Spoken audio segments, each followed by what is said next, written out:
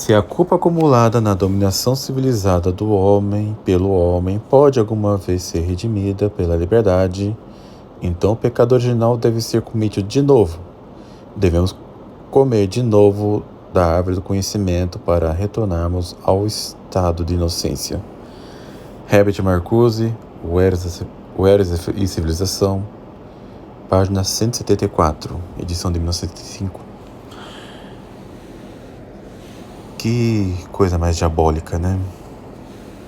Bem-vindos a mais um vídeo. Hoje vamos tratar sobre a revolução predominante, que é a Revolução Marcusiana. Esta que hoje destrói a civilização ocidental. Porque o catolicismo praticamente já foi destruído, mas pela Revolução Modernista. Mas agora o que está sendo destruído é o próprio Ocidente. Não tem como tratar a respeito do Herbert Marcuse sem antes tratar sobre o pensamento de Sigmund Freud. Sigmund Freud, ele, digamos assim, ele é um herdeiro do pensamento do Adam Weishaupt. Adam Weishaupt, como eu deixei escrito no meu livro, no meu artigo Weishaupt, Freud e Bernays, como manipulação ajuda a revolução, ele é conhecido pelo formar os seus próprios membros da sociedade secreta que ele formou, que é a Ordem dos Illuminati. Aqui eu vou ser mais breve na exposição, porque o foco é mais em Marcuse mesmo. Por que Marcuse? Porque a revolução predominante deveria simplesmente levar o nome dele. Mas tá. O que tem o Sigmund Freud? O Freud, ele tinha por característica a sua manipulação individual por meio das paixões. Aqui eu vou citar o E. Michael Jones, que ele escreveu no seu livro Libido Dominante o seguinte: no coração da psicanálise encontramos Freud como o analista paradigmático a encenar, em suas próprias palavras, o papel de, entre aspas, padre confessor. A manipulação da confissão e do exame de consciência, que está no centro do método Illuminati. É o fato bem estabelecido. Adam Weishaupt estudou com os jesuítas por 8 anos. Ao criar sua sociedade secreta, ele simplesmente se apropriou dos exercícios espirituais de Santo Inácio de Loyola, mais especificamente o exame de consciência, e os, entre aspas, iluminou. Weishaupt, no que diz respeito aos jesuítas, foi um estudo de caso sobre a ambivalência. Ele os odiava, mas ainda assim disse a Friedrich Muiten que, quando jovem, quase se tornou um deles. Ao extrair todo o conteúdo sobrenatural do exame de consciência e remover os controles estabelecidos pela Igreja sobre o confessionário, mais notavelmente a confidencialidade intrínseca ao selo confessional, Weishaupt transformou a confissão em um instrumento de manipulação e controle. O exame de consciência retirado do confessionário se tornou a Silenspionage. Em vez de libertar o penitente do seu pecado, ele o tornava escravo do controlador, passivo de chantagem, mas mais usualmente sendo manipulado de acordo com as paixões que ele descrevia em detalhe para o seu, entre aspas, confessor. Freud morreria e deixou os seus ensinamentos com um homem chamado Edward Bernays. Bernays, ele é o pai da publicidade moderna. ele escreveu um livro muito importante intitulado Propaganda. Nesse livro, Bernays ele não disfarça suas intenções nem um pouquinho, já que logo no começo do livro, nos primeiros parágrafos, ele escreve o seguinte: a manipulação consciente dos hábitos e opiniões organizados das massas é um elemento de importância na sociedade democrática. Os que manipulam esse elemento oculto da sociedade constituem o governo invisível, que detém o verdadeiro poder que rege o destino de nosso país. Os que nos governam modelam nossas mentes, definem nossos gostos e nos sugerem nossas ideias, são em grande medida pessoas das quais nunca ouvimos falar. Isso é um resultado lógico de como se organiza a nossa sociedade democrática. Grandes quantidades de seres humanos devem cooperar desta sorte, se é que querem conviver numa sociedade funcional sem sobressaltos.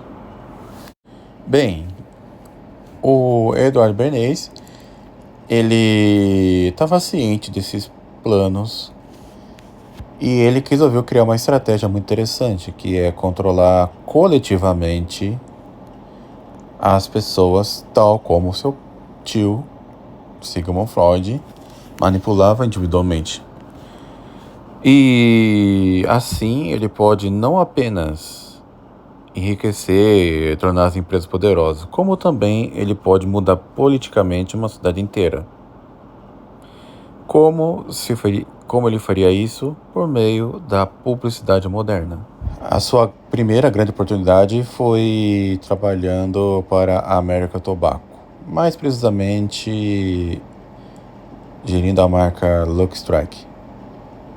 Bernays, ele queria atrair o público feminino, ampliar a clientela feminina. Mas para isso ele teria que quebrar um certo tabu, já que as mulheres fumando eram muito mal vistas.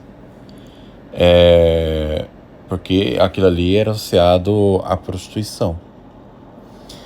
Bernays então entrou em contato com um psicanalista chamado Abraham Arden Brill. E ele queria uma recomendação sobre como poderíamos atrair mais mulheres para o hábito de fumar. Brill, ele disse a Bernays que as mulheres gostavam de fumar, fumavam porque viam no cigarro uma espécie de símbolo fálico, digamos assim. E para isso ele teria que dar uma ajuda para quebrar certos tabus. Foi então que Bernays, ele teve a brilhante ideia de chamar sua secretária Bertha Hunt e pediu a ela que fosse a um ponto de ônibus para acender um cigarro, sabendo que aquilo ia causar má impressão e que ela seria repreendida pelos que estavam esperando o ônibus. Foi o que aconteceu e Bernays, prevendo essa confusão, já contatou alguns jornalistas para que comparecessem no local, afirmando que teria uma ocorrência ali. Dito e feito, a secretária dele estava protestando pelo direito de fumar, entre os homens também. Isso gerou uma certa comoção, e foi aí que Bernays pensou, aliás, já estava pensando, porque ele era um homem muito inteligente, muito esperto. Ele já tinha em mente a campanha Tochas pela Liberdade, Torches for Freedom, que reclamaria o direito das mulheres fumarem. A Lucky Strike, ela seria grande promotora dessa suposta liberdade, desse suposto direito das mulheres fumarem, e desde então explodiram cartazes com mulheres fumando nesse período. Então, meus caros amigos, não se surpreendam quando vocês verem essas empresas engajadas nas agendas progressistas de esquerdas, promoções de movimentos sociais, ambientalismo, agenda LGBT, usando aquelas cores aparentes do arco-íris nos seus logos. Tudo isso tem uma origem. Essa origem começou em Edward Bernays. Mas por que essas empresas fazem isso? É justamente para criar um laço emocional entre o cliente e a empresa, entre o cliente e o serviço prestado pela empresa, entre o cliente e a marca, o produto oferecido pela empresa. Tem um documentário intitulado O Século do Ego, produzido pela BBC. Tudo bem que é um documentário com um certo viés esquerdista, assim como a BBC tem viés esquerdista. No entanto, há coisas aproveitáveis aqui e ali. Esse documentário, em partes, é um deles. E tem um trecho de um ex-funcionário de Bernays, explicando como isso funcionava. Que vale a pena dar uma olhada. Bernays saw the way to sell product was not to sell it to your intellect, that you ought to buy an automobile, but that you will feel better about it if you have this automobile. I think he originated that idea, that they weren't just purchasing something, but they were engaging themselves emotionally or personally in the product or service. That it's not, you think you need a new piece of clothing, but you'll feel better with the piece of clothing. That was his contribution in a very real sense. We see it all over the place today, but I think he originated the idea of the emotional connect to a product or service. E o que isso tem a ver com Herbert Marcuse? Tudo a ver. Herbert Marcuse, ele percebeu que a doutrina marxista caducou. Por diversas razões. Uma delas, é claro, tem a ver com as duas guerras mundiais. Ao acontecer as duas guerras mundiais, viu-se que a classe proletariada não se uniu para combater os burgueses, senão que brigaram entre si. No entanto, Herbert Marcuse, ele não era tonto. Ele percebeu que a revolução tinha que continuar de uma maneira. Mas como isso se daria? Para responder essa pergunta, Marcuse, ele escreveu um livro intitulado A Ideologia e a Sociedade Industrial. Pois, veja bem, a sociedade industrial não apenas fez o proletariado brigar entre si durante a Segunda Guerra Mundial, mas meio que, digamos assim, dissolveu tanto a burguesia como o proletariado. É como se fosse uma espécie de mega classe. Marcuse, ele queria salvar o proletariado não apenas dos capitalistas, como deles próprios. Para Marcuse, o proletariado abriu mão da revolução. Mas a revolução para Marcuse ainda era necessária. E qual foi a solução para isso? Para Marcuse, o que ele chama de massa agora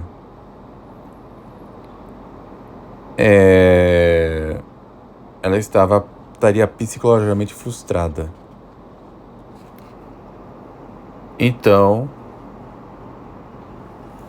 ele resolveu ter como alvo agora como o Marcuse declarou como motor da revolução, não mais a classe proletariada como as classes, digamos assim, mais marginalizadas. Quem seriam essas classes mais marginalizadas? Seriam as mulheres insatisfeitas com seus maridos, essas mulheres que não podiam se divorciar, que queriam ter a sua carreira e que logo elas teriam que se revoltar contra essa sociedade patriarcal e monogâmica, seguindo o pensamento de Freud. Também seria os homossexuais que estavam sendo oprimidos pela, digamos, ditadura heterossexual.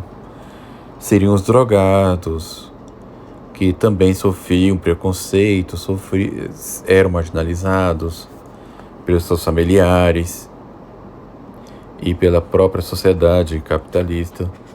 Seriam os hedonistas, os delinquentes que são vítimas da sociedade e presidiários, etc. Para Marcuse, os novos protagonistas, os novos motores, os novos agentes do movimento revolucionário eram eles. Não eram mais a classe proletariada. É por isso que as próprias empresas, as próprias megas empresas, a própria mídia, digamos assim, internacional, ela seria cooperadora dessas classes. É por isso que a gente vê, por exemplo, a Rede Globo promovendo a agenda woke. Porque o próprio capitalista, o próprio burguês, em um sentido geral, deixou de ser o opressor e passou a ser um dos aliados. Aqui poderia fazer uma crítica ao autor do Libido Dominante e Michael Jones. Por quê? E Michael Jones, ele parece ignorar que há um agente maior, um influenciador maior, um pensador mais importante, mais relevante que Freud e Bernays, ou outros que ele cita no seu livro, como a Margaret Sanger ou Alfred Kinsey, entre outros. Porque não são eles o maior influenciador da revolução sexual, e sim o Herbert Marcuse. Sem o Herbert Marcuse, provavelmente não teríamos uma revolução tão hegemônica. Justamente porque, se pararmos para pensar, até mesmo a neodireita pensa de forma marcusiana. A própria neodireita, ela endossa a revolução sexual. Não é apenas a esquerda. Com a diferença que a neodireita gosta, de alguma maneira, colocar uma ênfase na depravação heterossexual. Mas não deixa de ser uma depravação. Se bem que hoje em dia nem tanto, né? Porque há movimentos de direita que apoia o pessoal LGBT. Então, onde eu quero chegar com isso? Herbert Marcuse, ele propôs no seu livro Eros e a Civilização uma nova fase em que ao sinal de maturidade não seria mais, digamos assim, reprimir os nossos instintos sexuais. Muito pelo contrário, para Marcuse, expressar a libido sexual já seria o sinal de maturidade. O maior sinal de maturidade para Herbert Marcuse seria normalizar a manifestação disso. É daí que entra o contexto daquela citação que eu coloquei logo no começo desse vídeo. Que devemos comer de novo da árvore do conhecimento para retornarmos ao estado de inocência. Que estado de inocência é esse? O estado em que as pessoas não teriam mais vergonha de mostrar as suas partes desonestas. Marcuse, ele quer uma sociedade em que todos os atos de depravação se normalizem. Então, é ele o grande pensador da revolução sexual. Então, toda essa agenda que nós vemos hoje, toda essa agenda satânica de gênero, teoria queer, da cultura da morte, de toda essa nojeira, de toda essa perversão que nós estamos vendo, que foi muito bem retratada nessa cerimônia de abertura dos Jogos Olímpicos de Paris. De toda essa sexualização, essa normalização da sexualização da sociedade, em que tudo tem que ter um tema sexual. Tudo isso vem de Marcuse. Podemos ver que é quase impossível encontrarmos, é quase impossível assistirmos a um filme sem cena de sexo. É quase impossível a gente ver uma simples campanha de publicidade sem tocar no assunto sexo. O próprio uso das cores da bandeira LGBT nos logos é uma mostra da normalização do sexo. Porque essa gente só pensa em sexo. Hoje as pessoas não pensam quase em outra coisa. O próprio pensamento de Marcuse é o que inspiraria o ambiente do filme Idiocracia, onde temos um bando de imbecis que só pensam em sexo. Isso vem de Marcuse.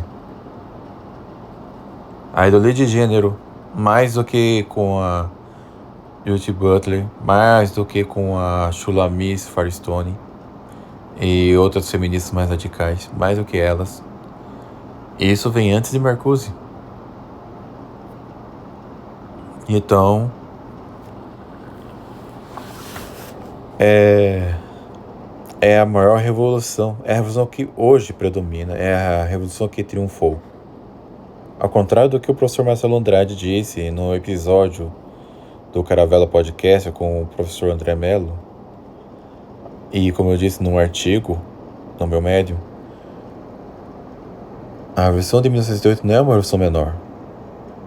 Ela é tão grande, tão importante, tão hegemônica quanto a Revolução de 1789, em que até mesmo muitos conservadores, achando que querem restaurar o Ocidente tal como ele era, na verdade eles trabalham também para a destruição dele. Porque a partir do momento que eles também gostam de promover a depravação sexual, ainda que num contexto heterossexual, eles estão promovendo a agenda de Marcuse. Até porque antes de Marcuse não tinha, não se falava em gênero, não se falava em essas coisas. Mas se essas coisas só estão predominantes hoje, é graças a Marcuse. Lembremos, para Marcuse, o sexo não tem que ser somente para a reprodução, ou nem mesmo para a união do casal, para estabelecer melhor uma união monogâmica. Nem sequer para isso. Para ele, o sexo tem que ser totalmente liberado, tá? Então, é o que eu tenho a dizer hoje, tá? Marcuse é o grande pensador da modernidade, digamos assim. Porque a revolução que hoje está consolidada é dele.